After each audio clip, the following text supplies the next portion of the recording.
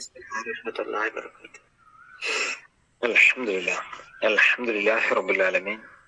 الصلاة والسلام على رسول الله وعلى آله وصحبه أجمعين. أما بعد.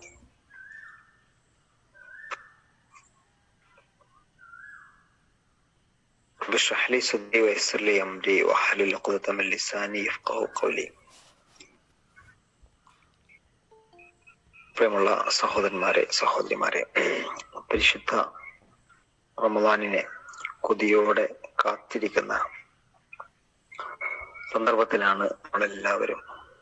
പടച്ചവൻ ശഅബാൻ മാസത്തിലെ ഇനിയുള്ള ഈ ദിനങ്ങളിൽ നമ്മളെ അനുഗ്രഹിക്കുകയും റമദാനിലേക്ക് നമ്മൾ എല്ലാവരെയും എത്തിക്കുകയും ചെയ്യുമാറാവട്ടെ. ആമീൻ.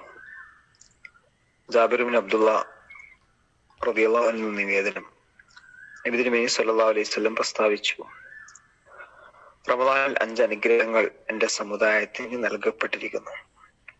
എനിക്ക് മുമ്പ് ഒരു പ്രവാചകനും അവ ലഭിച്ചിട്ടില്ല. ഒന്നാമത്തേത്, റമദാനിലെ പ്രഥമ രാവ് സമാഗതമായാൽ അള്ളാഹു അവരെ കടാക്ഷിക്കുന്നു. ആരെയാണോ അള്ളാഹു കടാക്ഷിക്കുന്നത് അവർ പിന്നീട് ഒരിക്കലും ശിക്ഷിക്കപ്പെടുകയില്ല. 2, നോമ്പുകാരുടെ വായിൽ നിന്ന് പ്രദോഷമാകുമ്പോൾ ഉണ്ടാകുന്ന ഗന്ധം അള്ളാഹുവിന്റെ സന്നിധിയിൽ കസ്തൂരിയുടെ ഗന്ധത്തെക്കാൾ സുഗന്ധപൂരിതമായിരിക്കും.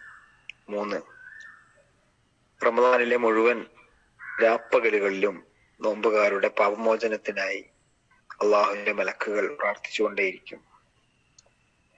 4, അള്ളാഹു സ്വർഗത്തോട് കൽപ്പിക്കുന്നു, എന്റെ ദാസന്മാർക്ക് വേണ്ടി അണിഞ്ഞൊരുങ്ങിക്കൊള്ളുക.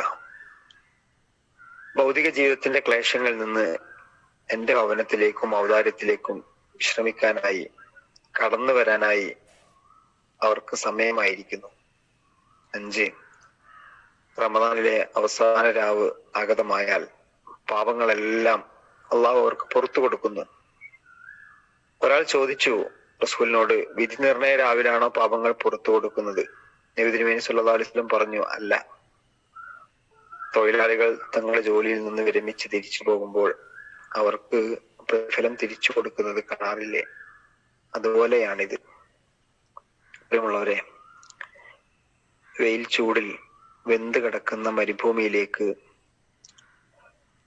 പെട്ടെന്ന് കടന്നു വരുന്ന മഴയെ കുറിക്കാൻ അറബികൾ റമദ് എന്ന പദം പ്രയോഗിക്കാറുണ്ട്.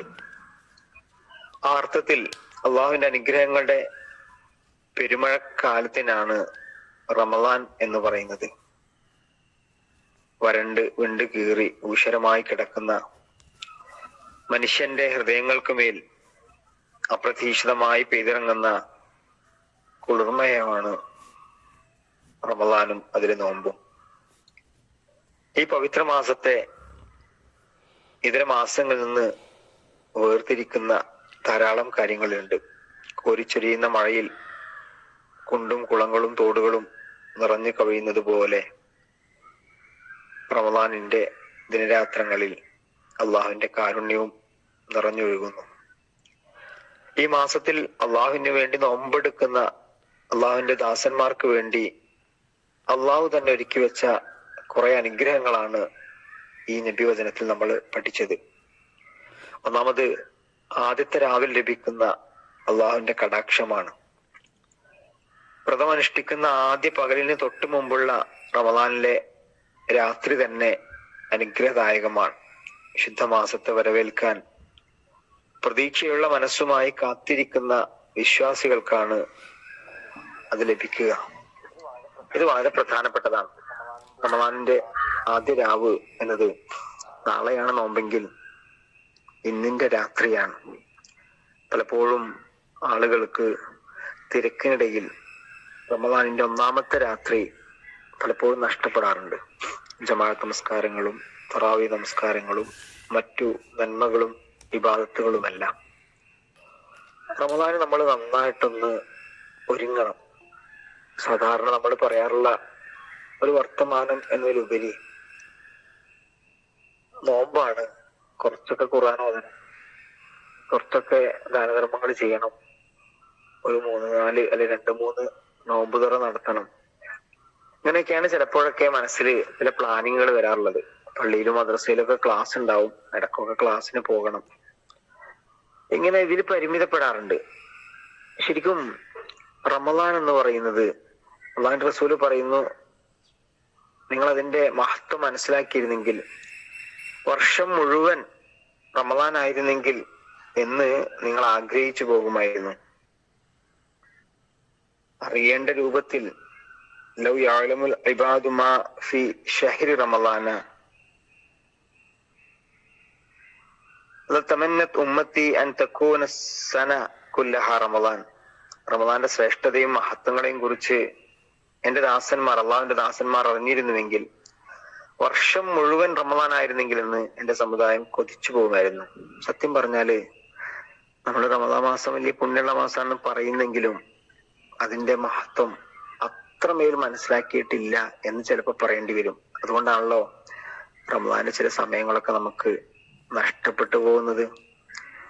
നമ്മള് കുറെയൊക്കെ ആഗ്രഹങ്ങൾ ഉണ്ടെങ്കിലും പ്രതീക്ഷ പോലെ ഖുർആൻ ഓതാൻ കഴിയാത്തത്, ഖുർആൻ പഠിക്കാൻ പറ്റാത്തത്, നന്മകൾ മത്സരിച്ച് മുന്നേറാൻ കഴിയാത്തത്, നമ്മള് വീട് വൃത്തിയാക്കാറുണ്ട്, നനച്ചുകുളികൾ നടത്താറുണ്ട്, പൊടിയും മാറാലയും അതുപോലെ തന്നെ ചിതറിക്കിടക്കുന്ന പലതും അടുക്കി വെച്ചും ഒക്കെ അതൊരു പ്രതീകമാണ്, അതൊരു പ്രതീകാത്മകമാണ്. നമ്മുടെ മനസ്സിനെയും ജീവിതത്തെയും അടുക്കും ചിട്ടയും ഉള്ളതാക്കി മാറ്റുകയും വൃത്തിയും വെടുപ്പും ഉള്ളതാക്കി മാറ്റുകയും ജീവിതത്തിന്റെ ഓരോ നിമിഷങ്ങളും അള്ളാഹുവിന് വേണ്ടി സമർപ്പിക്കാൻ മാനസികമായി സന്നദ്ധമാകലുമാണ് റമദാൻ എന്ന് പറയുന്നത്. റമദാന് മുമ്പേ മാനസികമായിട്ട് ഒരുങ്ങണം നമ്മള്. അപ്പോഴാണ് റമദാൻ നമുക്ക് പ്രതിഫലമുള്ള ഒരു മാസമായി, നോമ്പ് നമുക്ക് ജീവിതത്തെ സ്വാധീനിക്കുന്ന ഒരു ഇബാദത്തായി മാറുക. അടിമുടി മാറ്റം നമുക്ക് വേണം.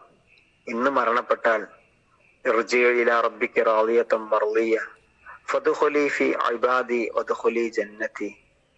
ഏറ്റവും സന്തോഷത്തോടെ സ്വർഗത്തിൽ പോകാൻ പാകപ്പെട്ട മനസ്സിനെ മെരുക്കിയെടുക്കാൻ റമദാനിലൂടെ, നോമ്പിലൂടെ നമുക്ക് കഴിയണം.